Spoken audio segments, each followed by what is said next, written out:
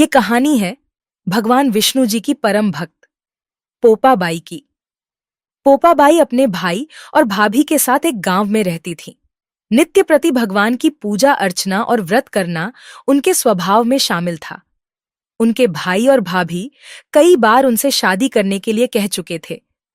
ऐसे ही एक दिन पोपाबाई, तुम मेरी जिम्मेदारी हो। मैं चाहता हूं तुम विवाह करके अपने ससुराल जाओ, तो मेरी भी जिम्मेदारी पूरी हो जाएगी। पर तुम्हें जो भी लड़का देखने आता है तुम साफ इनकार कर देती हो। आखिर ऐसा क्यों है? भैया, मुझे विवाह नहीं करना।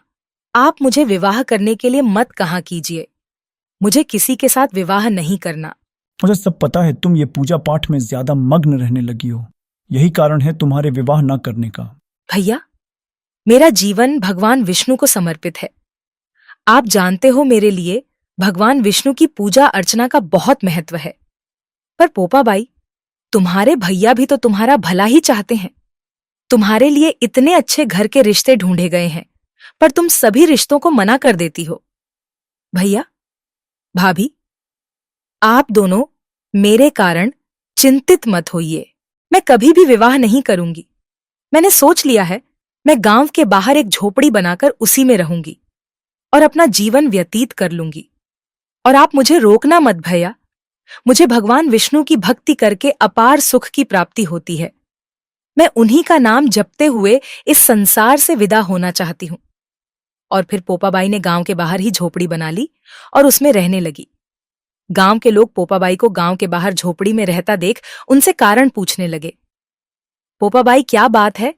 तुम यहां गांव के बाहर झोपड़ी बनाकर क्यों रहने लगी हो? बस एकांत में रहकर भगवान विष्णु की भक्ति करने का मन हुआ, इसलिए यहां झोपड़ी बना ली। अब आप सब अपनी गायें और बछड़े मेरी झोपड़ी के पास घास चरने के लिए छोड़ दिया करो।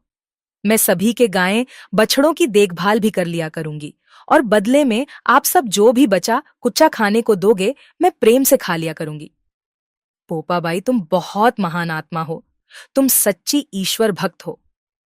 और फिर उस दिन के बाद से सभी गांव वाले अपने गाय और बछड़े पोपाबाई की झोपड़ी के पास घास चरने के लिए छोड़ दिया करते, और पोपा उन सभी पशुओं की बहुत देखभाल करती थी।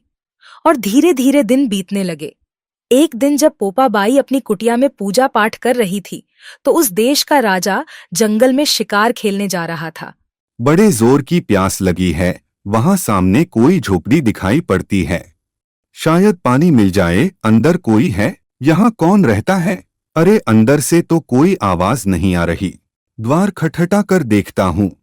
कौन है जो बार बार इतनी तेज दरवाजा बजा रहा है? इतनी मधुर आवाज, लगता है कोई सुंदर कन्या इस झोपड़ी के भीतर है। आपकी आवाज पर मैं मंत्रमुग्ध हो गया हूँ। मैं आपसे विवाह करके अपनी रानी बनाना चाहता हूँ। राजन, मैं किसी पराये पुरुष का मुंह नहीं देखती, इसलिए आप यहाँ से चले जाइए। तेरी इतनी जुर्रत, तू इस देश के राजा को मना कर रही है। अब तो चाहे मुझे इसके लिए जबरन ही तुझे अपने महल उठाकर क्यों ना ले जाना पड़े। राजा जबरन पोपाबाई की झोपड़ी में घुस आता है और पोपाबाई को जबरदस्ती अपने घोड़े पर बिठाकर महल की ओर चल पड़ता है। महल में पहुंचकर पोपाबाई गुस्से में आ जाती है और राजा को भरे दरबार में श्राप देती है। हे राजा, तू जबरन मुझे अपने महल ले तो आया है, पर तू मुझे कभी नहीं पा सकेगा। मैं तुझे श्राप देती हूँ, तेरा राजपाट सब नष्ट हो जाएगा, तू नहीं बचेगा। पोपाबाई के मुंह से निकले श्राप को सुनकर राजा घबरा गया, मानो उसे कोई चेतावनी मिल गई हो। राजा की सभी रानियों ने राजा को समझाया, महाराज, ये पोपाबाई कोई साधारण स्त्री नहीं है। ये विष्णु भगवान की परम भक्त है। आपने शायद इसके चेहरे का तेज नहीं देखा। इसका श्राप हमारे पूरे राज्य को ध्वस्त करे, इससे पहले कि देर हो जाए। पोपाबाई को उसकी झोपड़ी में छोड़ आइए। हाँ महाराज, बड़ी रानी ठीक कह रही हैं। एक सच्ची निष्ठावान स्त्री, भगवान विष्णु की परम भक्त पोपाबाई का श्राप हमारे पूरे राज्य को नष्ट कर देगा। आप उसे सही सलामत छोड़ आइए। रानियों के परामर्श को सुनकर राजा पोपाबाई को वापस झोपड़ी में छोड़ने चल पड़ा। रास्ते में पाप की नदी पड़ी और राजा उस नदी में डूब गया। भगवान ने राजा को उसके पाप की सजा स्वयं दे दी। हे प्रभु, मुझे एक पराये पुरुष ने हाथ लगाया और मेरा सतीत्व नष्ट करना चाहा। हे भगवान, मुझे इस पापी दुनिया में नहीं रहना। मैं अपनी इच्छा शक्ति से अपने प्राणों का त्याग कर रही हूं। और फिर पोपाबाई ने अपनी इच्छा शक्ति से अपने प्राणों का त्याग कर दिया। पोपाबाई की आत्मा जब धर्मराज के पास पहुंची तो धर्मराज ने उनका बहुत आदर सत्कार किया। पोपाबाई, स्वर्ग में आपका स्वागत है। आपको वैकुंठ वास तो नहीं मिल सकता क्योंकि आपने विधान के अनुसार नहीं बल्कि अपनी इच्छा शक्ति से मृत्यु को ग्रहण किया है।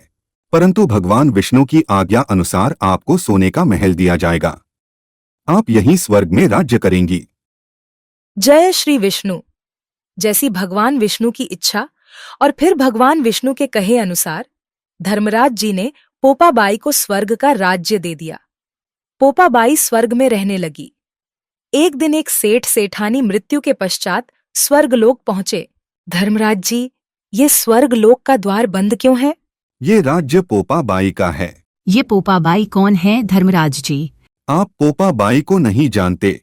उनके बारे में जानने के लिए आप दोनों 7 दिन तक मृत्यु लोक में रहकर 8 खोपरा से राई भरकर 5 कपड़े ऊपर रखकर कहानी सुनकर ज्ञापन करना और कहना कि राज है पोपाबाई का, लेखा लेगी राई राई का। और फिर पोपाबाई की महिमा का गुणगान करते हुए सेठ सेठानी को स्वर्गलोक की प्राप्ति होती है। जो कोई भी भगवान विष्णु की परम भक्त पोपाबाई के नाम का जाप करता है, उस मनुष्य को पोपाबाई के आशीर्वाद से स्वर्ग की प्राप्ति होती है। ऐसी ही और रोचक और भक्ति से भरपूर कथाएं सुनने के लिए हमारे चैनल को सब्सक्राइब करें।